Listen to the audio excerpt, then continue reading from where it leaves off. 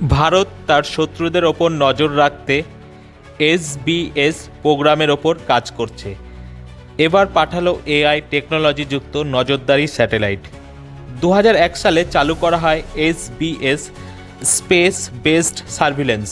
2001 সালে প্রথমবার 4টি নজরদারি স্যাটেলাইট পাঠানো হয় মহাকাশে। দ্বিতীয়বার 2013 সালে 6টি স্যাটেলাইট পাঠানো হয়।